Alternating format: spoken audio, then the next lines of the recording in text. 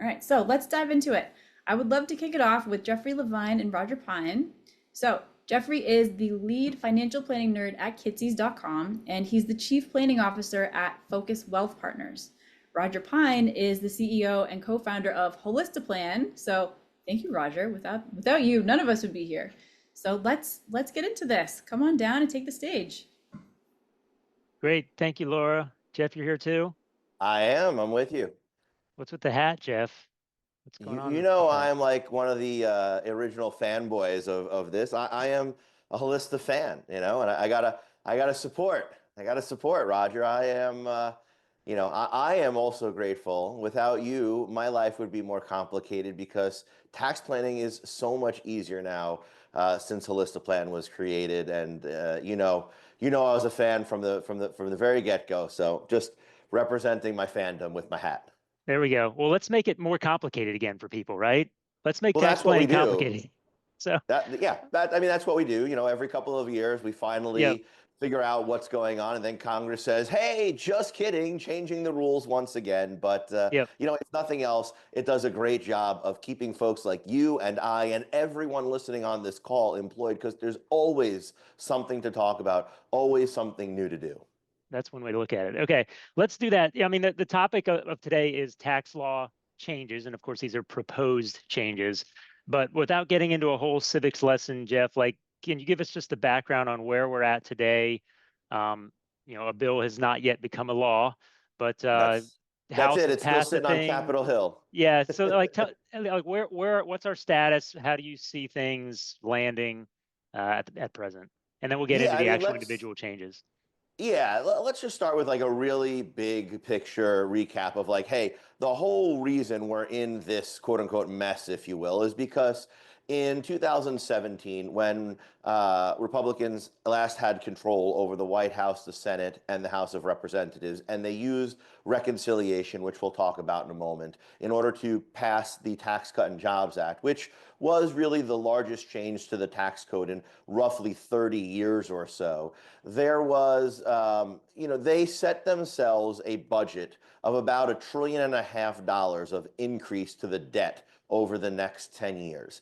And when they sort of mapped everything out and said, okay, here are all the things we want to do on the corporate side and on the individual side, it turned out that making all those changes permanent would have cost too much money. So instead, what they did was they made the business changes permanent and they sunset most of the changes to basically end at the end of this year in 2025. So right now, assuming nothing happened, we would be going back to the quote unquote old rules at the end of this year. Since last year's election, it's been pretty clear that that wasn't going to happen. So last year, obviously, there was whatever your political preference is, right? That's kind of you get to have your own political preference. But the facts of the matter is that today, the White House, the Senate, and the House of Representatives are once again controlled entirely by Republicans. And whereas with most things, it takes 60 votes in order to do anything in this country, at least in the Senate, because you need to get to what's called cloture and get to a vote, and you can't do that unless you have 60 votes in the Senate. There are some carve-outs for that. One of them is approving, getting certain nominees through the judiciary process. Another one is reconciliation bills, which are fiscal in nature. So things like tax policy, appropriations, how much we're spending, et cetera. And that's how big tax bills have been passed over the last couple of decades. If we think back to 2010, we had the so-called Obamacare laws, right? The Affordable Care Act, when Democrats had control over the House, the Senate, and the presidency. In 2017, as we said, Republicans did it in 2022, was it, or 23, when Democrats passed the Inflation Reduction Act, right? That was once again a reconciliation bill. And now, because Republicans once again have control over the House, the Senate, and the presidency, even with that simple majority in the Senate, it's enough. So they've been targeting a July 4th deadline, if you will, a self-imposed deadline by Republicans to put a bill on the president's desk to sign. And while we're getting pretty darn close to that date, all signs seem to point towards that still being a realistic possibility. So the House has passed the bill. The Senate kind of has some draft language around the tax bill, which is a little bit different than the House's, which we can talk about. And ultimately, what's going to happen is they're going to have to get together to go into what is known as conference committee to work out those differences and then bring the respective agreed upon bill in conference committee back to the House to repass, back to the Senate to pass, and then ultimately it would land on the president's desk. Now, the only real potential hiccup here is that it's a very expensive bill by all estimates, right? I mean, we're looking $4 to $5 trillion of increase in the debt deficit over the next 10 years or so. And there are some deficit hawks that don't really like that. And then there are some other provisions in there like the SALT deduction, which are hot button issues. And Republicans have relatively slim majorities. So they have to really thread the needle in terms of meeting in the middle here to keep enough people involved. But at the end of the day, I think it's entirely likely that the president's political might and power, and whether you like him, don't like him, love him, hate him, President Trump is a political behemoth, right? He has a lot of political capital right now, and he is going to put pressure on the holdouts to move this bill forward. So I really believe if they don't hit the July 4th deadline and it happens July 15th or 20th, like who cares? It's going to happen really soon, and it is likely going to be very similar to a lot of the things that we're going to talk about together over the next 45 minutes or so. Great. Two things. One was you shared with me that one of the quirks they're doing is the scoring of the bill, kind of like there's a goalpost moving, so to speak, on how you, I guess when you score the bill and you're supposed to say what's it going to do to the debt, they're able to, well, maybe explain that, and then I had another point I want to raise. Sure.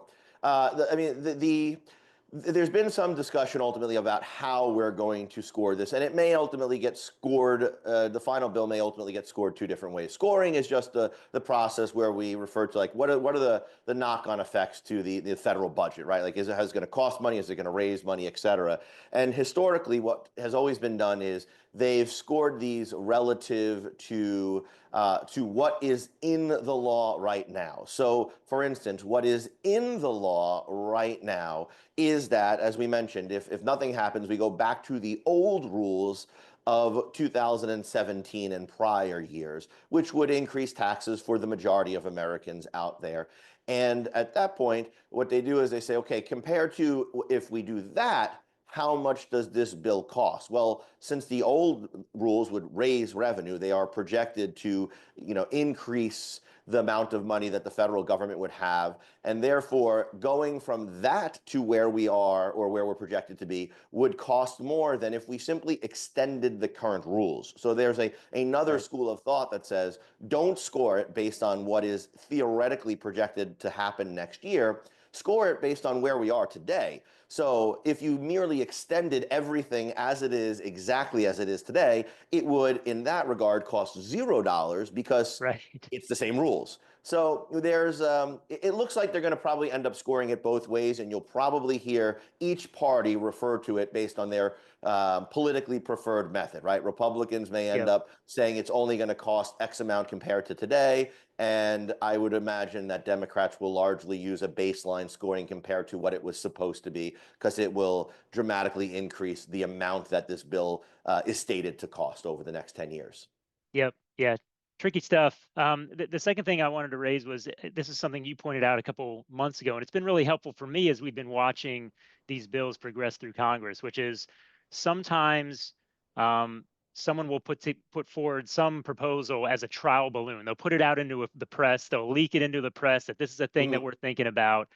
And we have to remember that that's not necessarily what something that is actively being put into a bill. It's sometimes just maneuvering, like you said, a trial balloon. That's been really helpful for me to not just get a bunch of whiplash from how things have been going back and forth. I think the SALT deductions are a really good example of where we have seen a lot of trial balloons going out into the press. A lot of people saying we're walking from this deal unless this happens or that happens. What actually is going to happen is something that's in the middle. We know that, but that's been helpful for me. So I think we would coach people on the call to remember that that's part of the gamesmanship of how these things happen.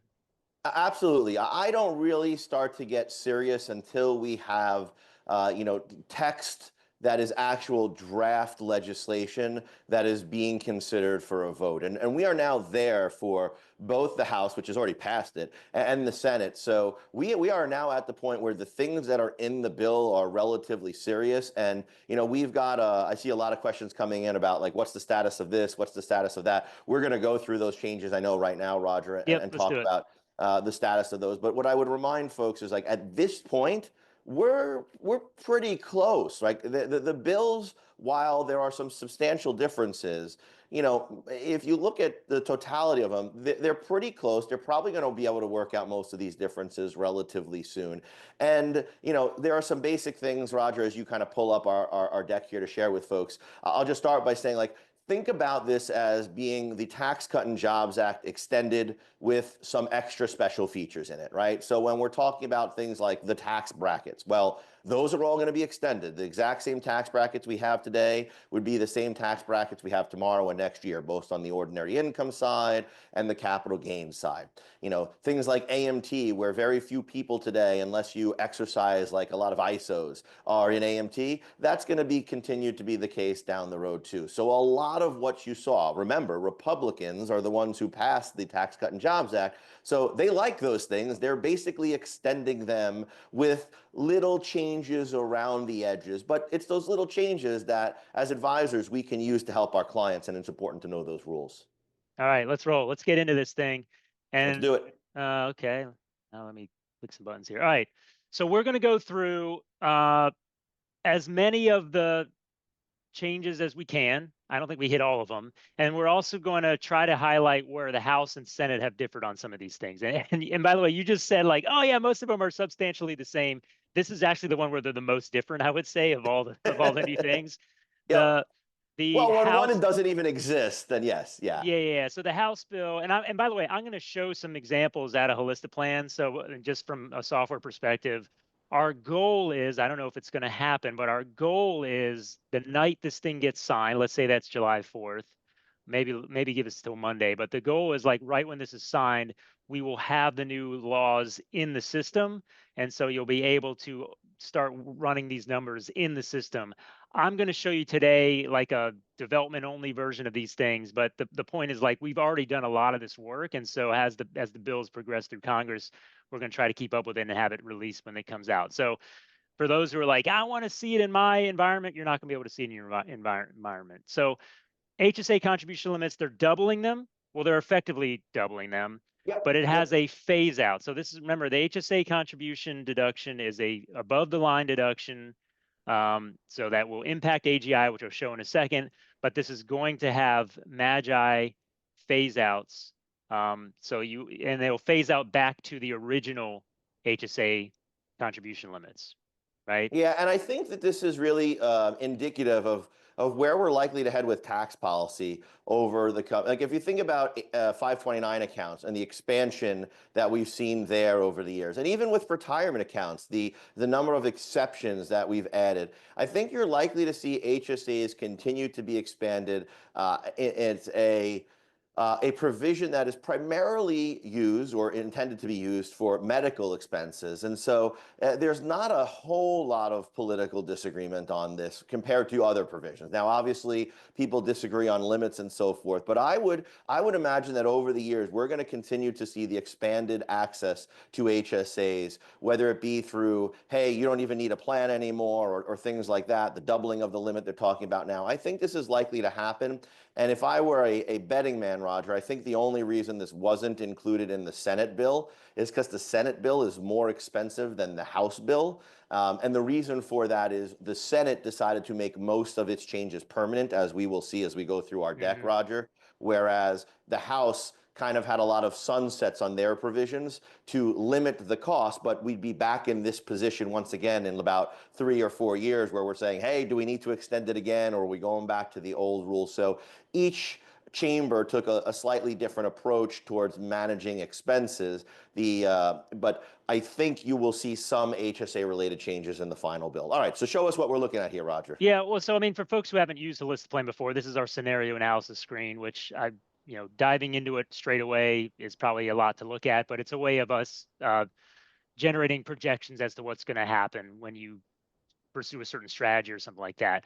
What I've got in this second column is, by the way, you can see we've kind of like, we're assuming it'll happen on the 4th, but maybe it won't. But I can choose which calculation I'm going to use. So I'm going to say the potentially current law, which will happen on July 4th, this is what's going to happen. What I've got in here is I have an HS, you see this line here, HSA deduction of this higher amount. And then we can see how that flows through to the new tax bill. What I Hey, want to Roger, actually, yes, real ma'am. quick, could you zoom in on your screen, Zoom please? in, yes. All right, good point. Thank you very much. That's about as far as I can go. And this is where, like, Roger, this is usually like in the part of the movies where they go like, enhance, Yeah, enhance, exactly. enhance. I'm enhancing. So the reason I wanted to show some of this stuff is there's a phase out on everything now. Everything's got a freaking phase out.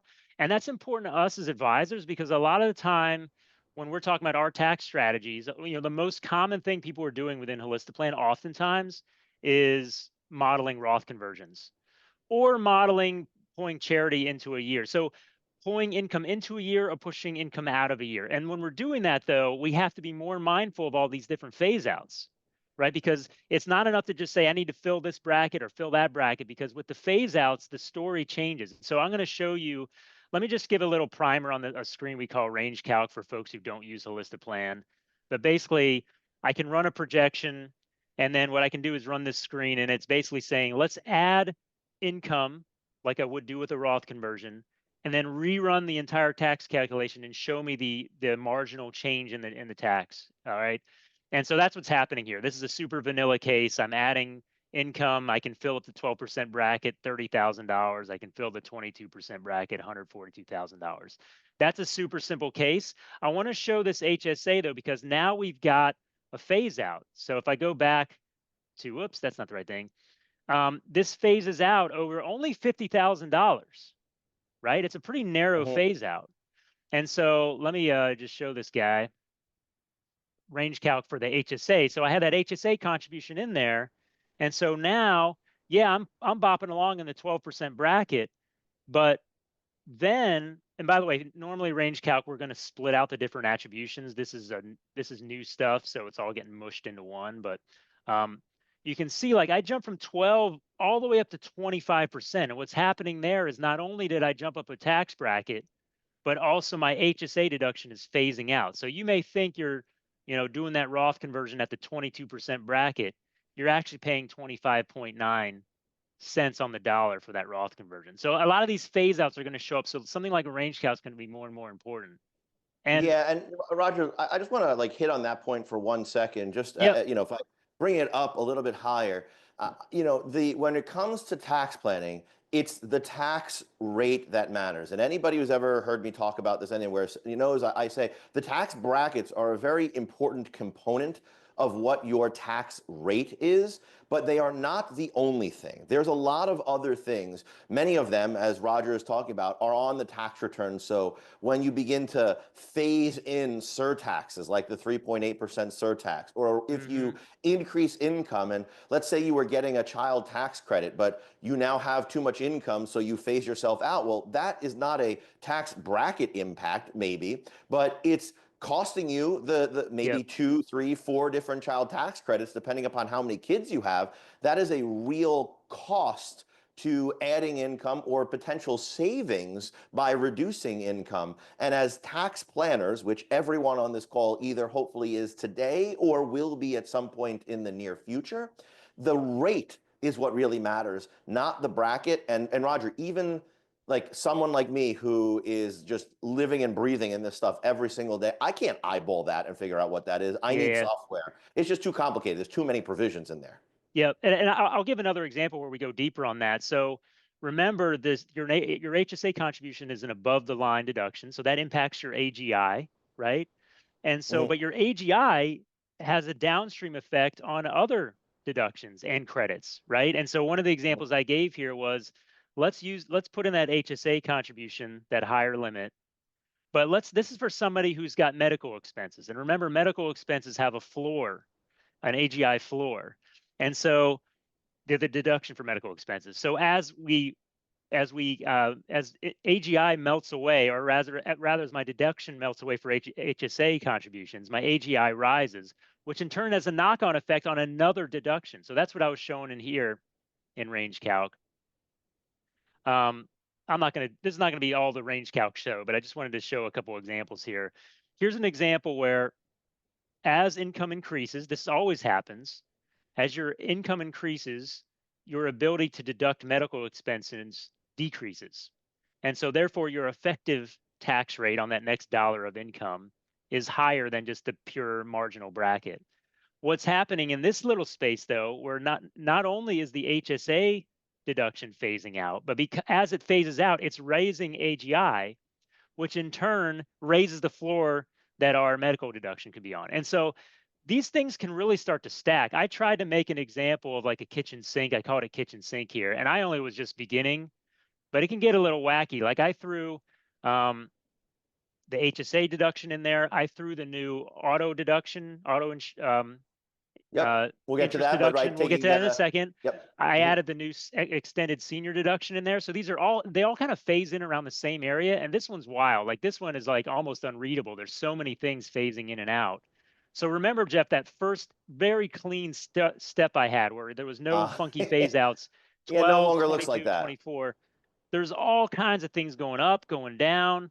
I'm in the 29% effective bracket when I'm adding income at that level. So like as advisors, as these new things, if they become law, we're going to have to really be mindful about some of these phase ins and phase outs in a way that we never were before, because every new thing they're adding is going to have a phase out on it. And so we're going to see that multiple times. So anyway, that was the kitchen sink example. Yeah, Lisa, before you click off of that kitchen sink example, Roger, let me just highlight two more things just as a general like tax theory, if you will, or tax planning theory. Two things worth noting here. Like one, like look at the rates that some people can pay, the rate, not the bracket, but the rate at somewhat modest income. Like Roger, that little peak that we have there, what income is that roughly for that individual? Like where are they at in terms of total income? So that's if you take their current income and add 63,000. Let me see where we were. I don't Right, and their remember where we were. baseline income is like 23,000, right? Yeah, it was not. It was, well, their taxable income was only 23,000. That's correct. Yeah, so I Their mean, we're talking taxable about income was someone with less than 23. $100,000 of income at a relatively high Yeah. rate because of all of these things being phased out. So when someone Right. says, I'm only in the 12%, no, well, your rate is actually really high. They were close The to other 30 thing in that is, case. Yeah. yeah, exactly. And we see that with like the Social Security tax torpedo. You could probably, Social Security might have added to that too at some point, but like, Yeah. you're right. There's a lot of things here. The other thing is if you click back to that range calc just for 1 second, I want everybody to notice that range calcs often have peaks and valleys, right? Like there's ups and downs here. Tax brackets are unidirectional. You only go up until you get to the top bracket and then you are done, right? Like it goes up as you add income. But because of the weird way that things phase in and phase out, there are actually scenarios, as you can see here, several in this. They're not necessarily extreme in this particular case, but where adding income drops you back down to a lower rate. And so sometimes the play is I'm going to add income, do a Roth conversion or something like that, to take advantage of a lower rate by adding more income, which is totally counterintuitive and really is something that clients can only understand by having a visual like this in front of them. Yep. I'm seeing some questions in the Q&A about like what is going on with this chart and all that stuff. I can't give a whole holistic plan tutorial. I just want to show like there's more to this tax planning concept than just like running the numbers once. It's about phase ins, it's about phase outs. So if you want to learn more, I'm sure we can in a separate conversation or demo help people kind of get a better understanding of what's going on with some of these things we're putting on screen. Yeah, All right, and Jeff. I did, by the way, also see a couple questions before we go on to our next provision because I know we're gonna run short on time here if we don't move on. But on the HSA, there were a number of questions in the Q&A about like, is the phase out for the whole HSA contribution, No. or is it just for the doubling? It's just for the expanded contribution. So anybody who's making that contribution today would still be able to make their regular, if you will, unlimited HSA contribution deduction based on unlimited income. It would only be that doubling that phases out as income rises. So great questions there. I know a number of people asked that. So with that, anything else you want to highlight on this, Roger, before we move on from HSAs? Moving on. All right, let's do it. This one is also above the line. This is the auto loan interest deduction, brand new. Mhm. So like the HSA one, like this again, this impacts AGI. It's an above the line deduction, which is more valuable than some of the other ones we'll talk about. It also has a phase out. The Senate and House bills had slight differences. The House bills seem to allow for interest.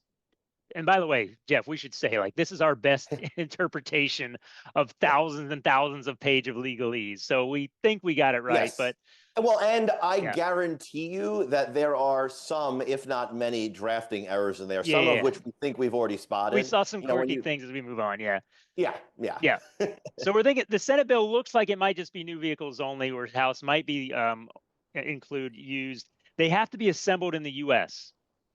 The vehicles Which is going to to get this knock out a deduction. lot of vehicles. I mean, Yeah, there's a lot of vehicles that are not assembled. The whole idea here is like encourage people to obviously yep.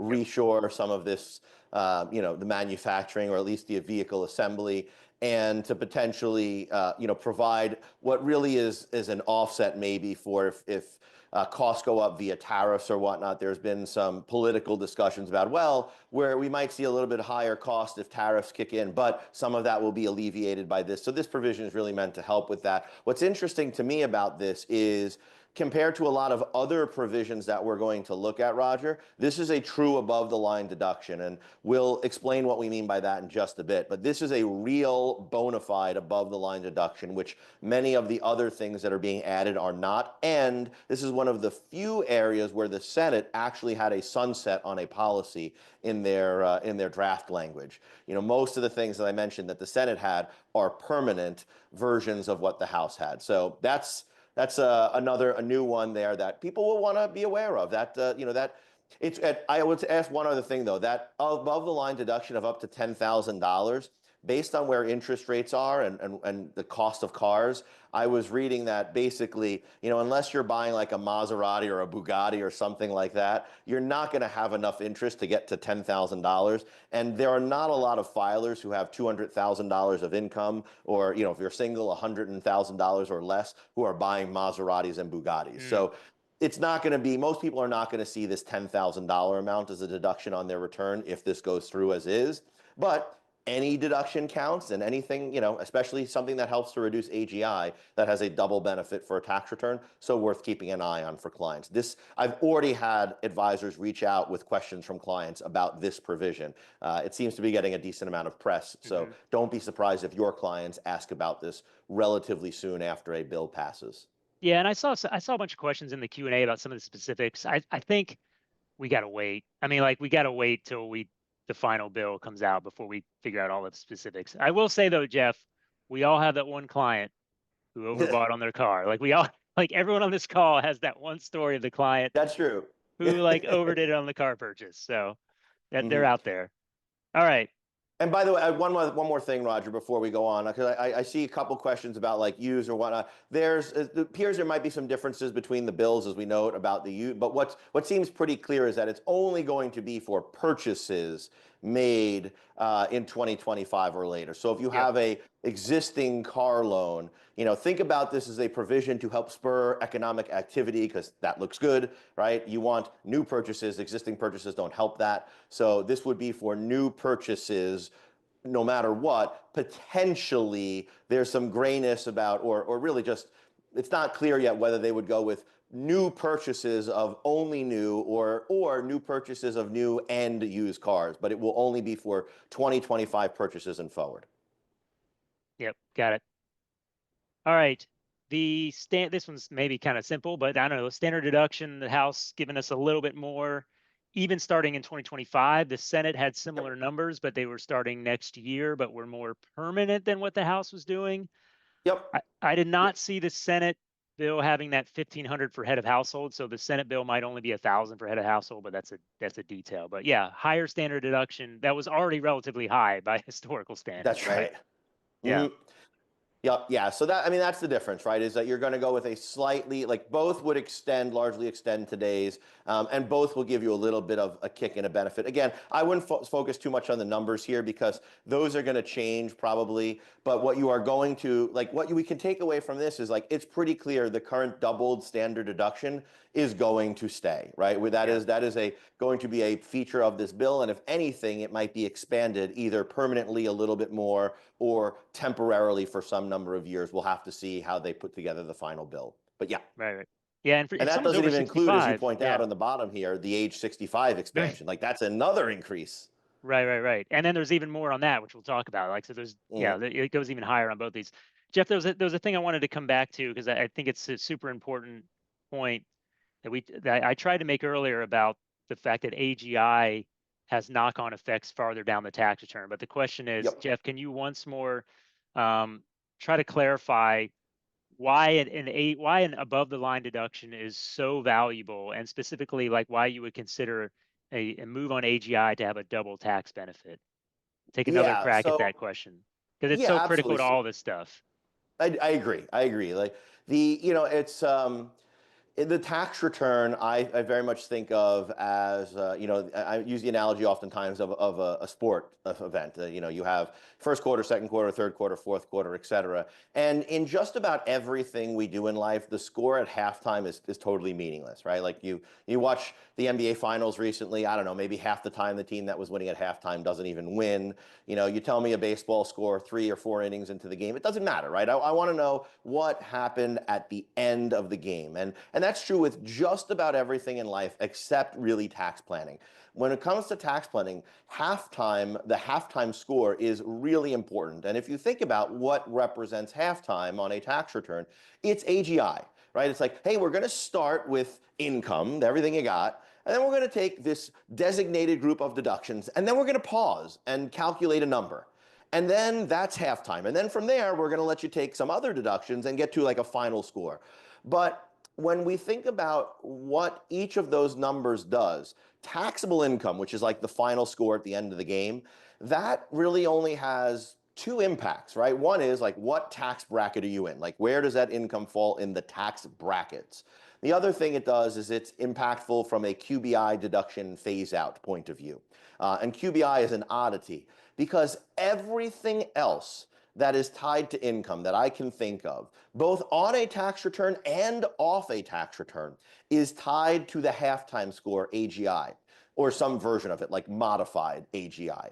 So things like all the other credits that phase out based on AGI. All the other deductions that phase out based on AGI. All the surtaxes that kick in based on AGI. Even things that aren't on a tax return, like income-driven repayment plan income, is AGI-driven. Medicare Part B or Part D IRMA adjustments are AGI-driven. So, Roger, if you imagine giving away, you write $1 billion check to charity this year, and your taxable income is probably going to be 0 or pretty darn close to it. But if you had relatively high income, your Medicare Part B premiums, just as an example, don't move an inch when you give $1 billion to charity, because a charitable deduction is a below the line or a third or fourth quarter deduction in my parlance, and so it doesn't impact AGI.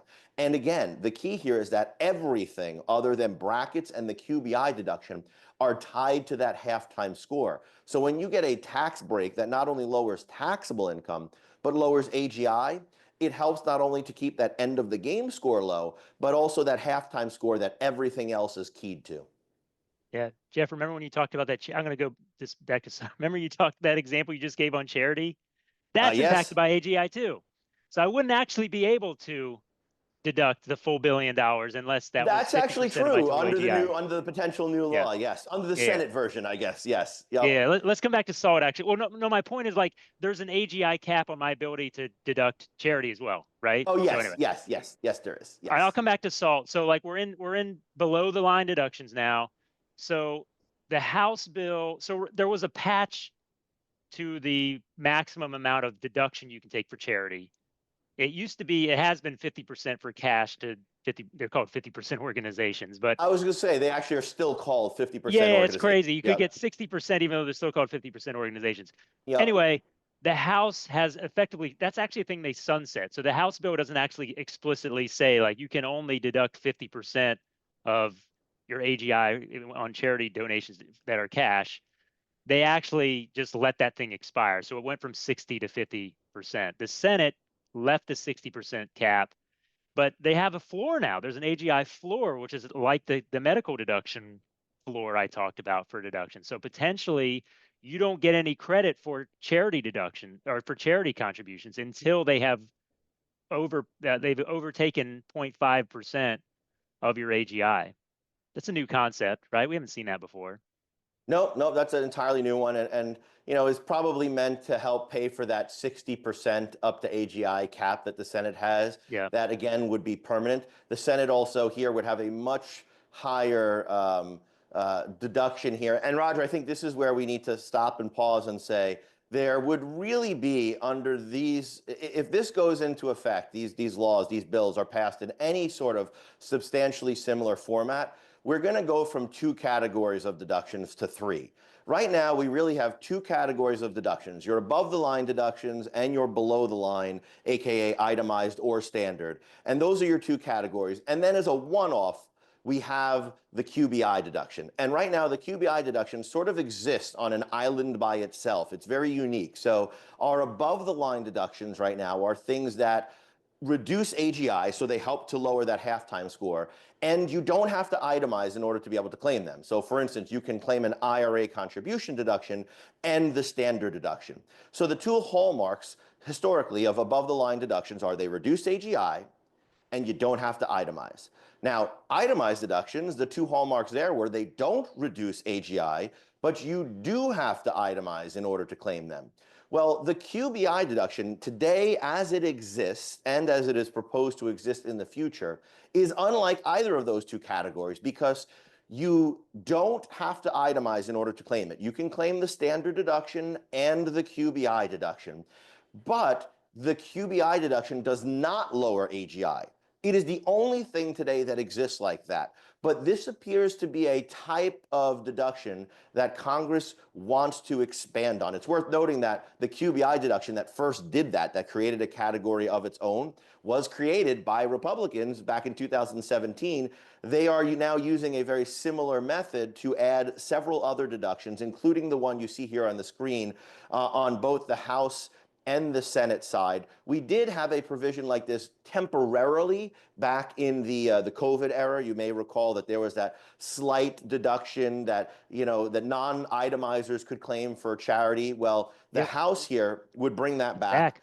Yeah, for only a few years in the House version of up to $300 for joint filers, $150 for single filers, so not a big number. The Senate version is a really significant deduction, $2,000 for joint filers, $1,000 for single filers, and that would be permanent. So this is one of the areas where we're going to look to see where the final numbers lie, but it seems extraordinarily likely that whatever it is, it's going to be part of this group of deductions that doesn't fall neatly into above or below the line. Yep. It's a deduction that you can take without itemizing, but doesn't lower AGI. And there are others too, which we're going to cover in just a bit. Yep. We in fact had to rethink some of the design of how we lay out the whole scenario analysis screen because there are this whole group of below the line deductions, as you've called them before. Let's go back to SALT. Jeff, that's the big one, right? Yep. It's probably the one that people are most familiar with because it's been the most media attention on it. But you want to just talk about it real quick? I mean, basically, from 10,000 to 40,000 for most filers. Major marriage penalty. Maybe we should talk about that. And then I'll put an example up on screen. But yeah, what do you want to say about the SALT deduction? Yeah, I mean, this is one of those where I would say there's probably 3 areas where the bills differ the most in terms of provisions that will impact financial advisors' clients. This is one of those areas. The SALT provisions are very different here. On the House side, I did see a couple questions, Roger, come in already about what about my high income individuals? Are they still going to be subject to this $10,000 SALT cap? I would say right now the answer to that question is exceedingly likely. right? It seems very likely that those who make, five, six, $700,000 are still going to have this $10,000 SALT cap, because the Senate version leaves it at $10,000. The House version goes up to a maximum of $40,000, but then phases that out. And you can see here those phase out ranges are well below that $500,000 mark that I think was asked in the question. So even the more generous House version seems to phase that out for higher earners. So it seems unlikely, especially after that House version was agreed to by House Republicans who are in the SALT caucus, who are the ones who are really driving this, if you will. It seems unlikely that it would get any more generous than that. If anything, you might meet somewhere in the middle-ish here. But there are some other really interesting features of the SALT tax deduction too. For instance, today, a lot of individuals sidestep this through what are known as PTETs, pass-through entity taxes. And the IRS actually blessed that idea a few years ago, and so it has gained steam today. I think some 35 or 36 states have PTETs, these pass-through entity taxes that allow business owners to sort of voluntarily pay tax through their business that can be deducted at the federal level, and then sort of get some break on their state return to make up for that fact. Both the House and the Senate bill would severely curtail that. The House version would basically say anyone who's like a specified service business, like a doctor, a lawyer, a financial advisor, would not be able to do them anymore.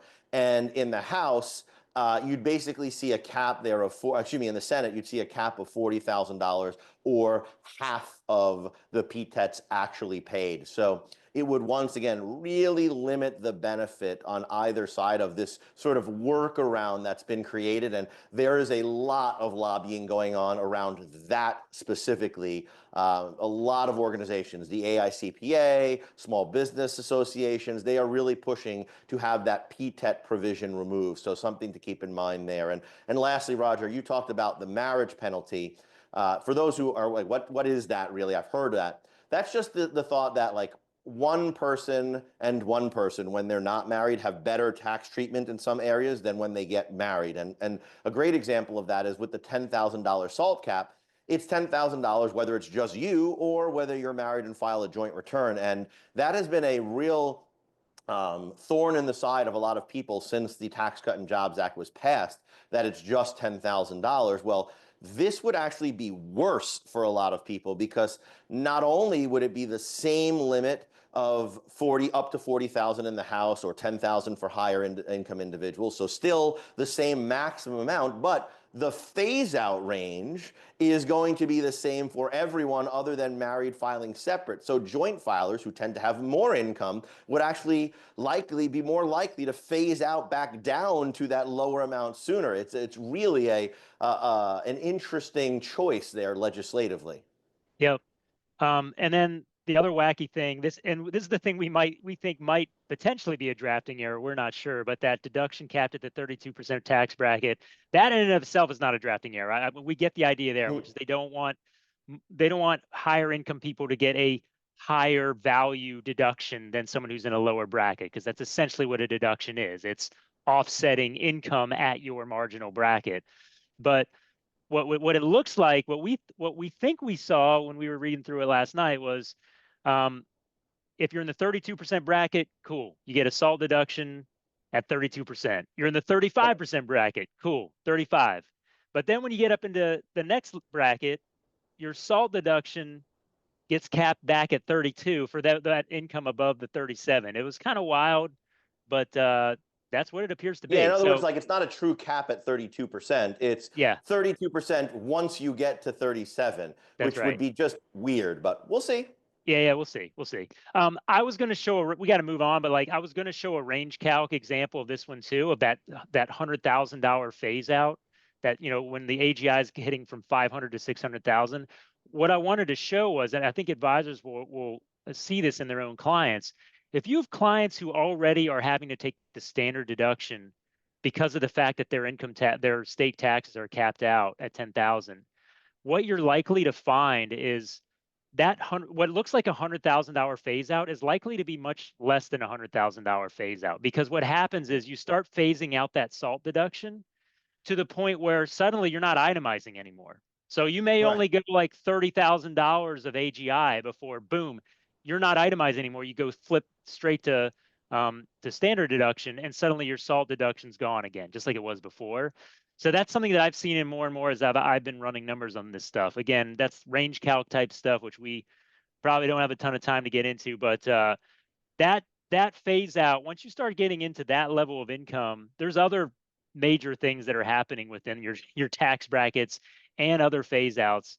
So there's a lot of, again, that interconnectedness of a lot of these things starts to really come into play in ways that I don't think we've really had to deal with before. All right, Jeff, moving on. One more itemized deduction thing, which is this. We talked about the SALT piece, but all other Mhm. itemized deductions also capped at 35%. Is that right? Yep, that's it. And that's pretty simple. So we can move on Yep. there for the sake of time. And Yep. maybe we'll get even a lightning round here for some of these questions. I know one of the questions was, tell me about the additional senior deduction, which you have here. Yes. Think of this as like just a boost to the standard deduction, for lack of a better word. And you can Yep. take it whether you itemize or not. But effectively, this is just, if you're older, we'll give you a little bit more deduction. And it's different for the House and the Senate versions. Once again, you see the Senate took the idea of like, we're going to make this permanent. The House has a phase out over, or would sunset rather, in 2028. But that's basically it. It's if you're old enough to qualify, which is 65 older for both the House and the Senate versions, you're going to get a little bit of an additional amount. And effectively think of this as on the campaign trail, President Trump said, I'm going to give you tax-free Social Security. Well, neither bill is able to get there. This is sort of a little bit of a way to sort of fulfill that campaign promise, or at least to try and fulfill that campaign promise without really being able to do that. And kind of gives me a clean opportunity here, Roger, to transition to those other two taxes that were campaign promises: no tax on Yep. tips and no tax on overtime. So here's the no tax on tips provision. There are some major differences between the two versions. So for instance, in the House, it's an unlimited amount, like you can get an unlimited amount of tips, and it becomes a deduction. That's the way it works. It will be deducted from your tax return. But the House version, while unlimited, is only through 2028. The Senate version would be capped at $25,000 per person, and would be permanent. So there's that permanent versus House version of sunsetting again that are sort of at odds at each other, that we'll really be paying attention to in the final version to see how much of this, like repassing another bill to extend things, we're going to have to worry about in 3 or 4 or 5 years. But this provision, and the one that we're about to go to on the next slide here, the no tax on overtime, Roger, if you just want to flip over to that one, Yep. these are two more of those deductions that I said we're really going to have to think about as a new category versus thinking about QBI as their own thing. So all of these things, the charity thing we talked about before, the QBI deduction, the no tax on tips, and this no tax on overtime would all be deductions that you could take whether or not you itemize,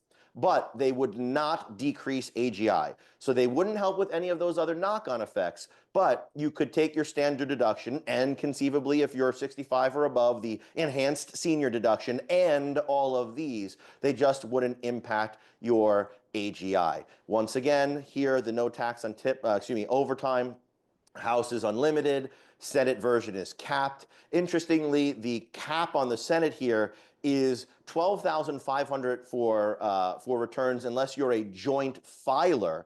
So here, one person in a married couple could have $25,000 of income on the Senate side and get the full amount, where on the previous slide, the tips cap was actually a per person cap. So Yep. there's a couple of different things in here. But again, the big takeaway is there are going to be, I think, a brand new category of deductions. Whether or not they're capped or not, like, we'll wait and see. But it seems pretty likely that we've now got a third category of deductions, a third group of deductions, regardless of the final phase out, no phase out, sunset, no sunset, cap. Like, those will be worked out in the final version. But this is a new planning concept for all of us that we're going to have to get familiar with going forward. Let me highlight a couple things, Jeff. So one, it's Yeah. not tax-free tips, right? It's a deduction that it offsets your tips and overtime. And Hmm. that's really important distinction. I know like we advisors mostly get that, but the world out there is not going to get that. And so your tips income and your overtime income will still have to pay FICA on it. That income will still contribute to your AGI, and we've already talked about the impacts that higher or lower AGI has on things. There's another thing on the house side, which is yes, there's not an income phase out, but there is a limitation on if you would be classified as a highly compensated employee, um, that precludes you from taking these deductions. And so actually there kind of is an income tax on an income cap on both of these, because right now in 2025 at least that's $160,000.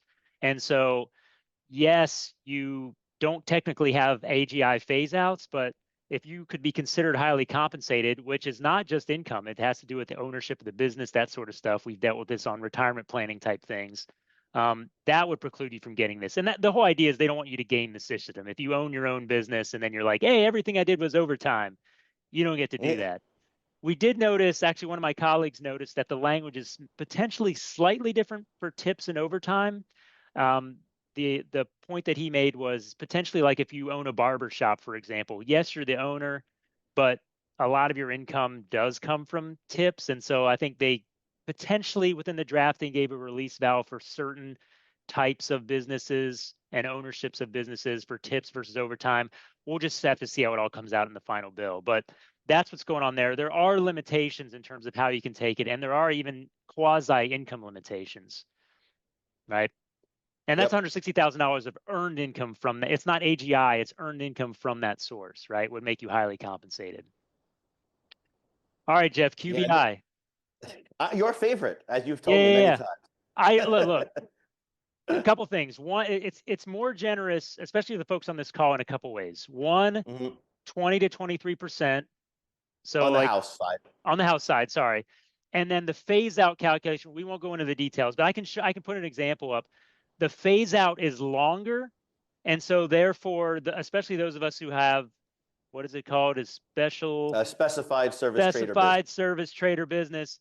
You've got more room to take QBI as your income goes up. I'll show a really quick example of just like the before and after.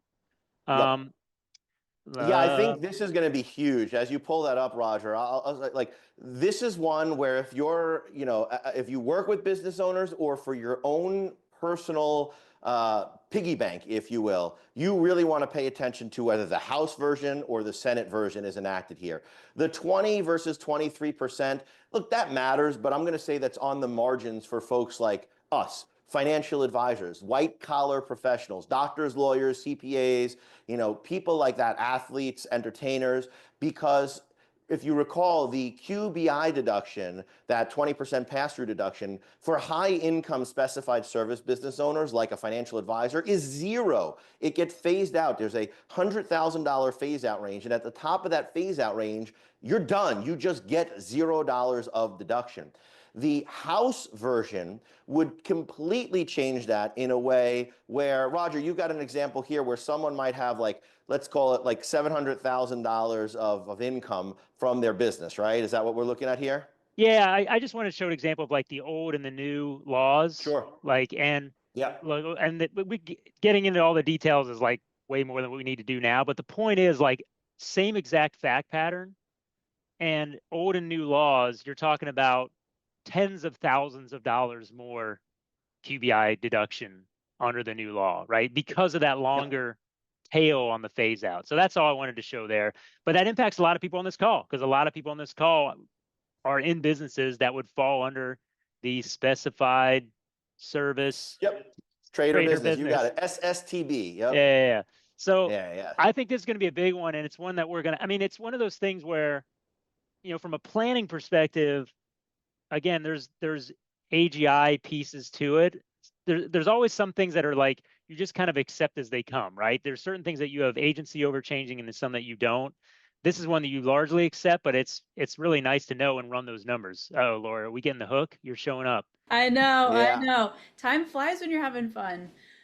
We are Can I at do one? time. Can I do one more? We could do one more. quickly, but I want to make sure Okay. that we stay on time because I know people have meetings that they need to go to and there were certain sessions they wanted to hit. Okay, real quick. A lot of your clients, so they're doing stuff on their houses and stuff like that. Get the receipts in 2025 for any energy savings stuff they're doing, because that Yep. credit may be going away after 2025. So move that up, move that project up, get it done in 2025. It may be going away. I really wanted to talk about this charitable contributions to scholarship granting organizations, because this thing is wild. I don't know if it'll stay, but basically you get 5,000. It's a 1-for-1 credit, $5,000 or 10% of AGI, whichever is higher. And we ran some crazy range calcs on this, but basically this thing is going to be enormous. Like if this thing actually passes, and if you have clients who actually give to this very specific type of charity, it's K through 12 scholarships. It's very specific, but you can effectively, we were running some numbers last night where basically I was adding $100,000 of Roth conversion income and paying 0 tax on it. Because in this case, the credit increases as AGI increases because of that 10% cap. And so this is something to really watch. I haven't seen a lot of articles on it or anything like that, and it's very specific about what you can give to.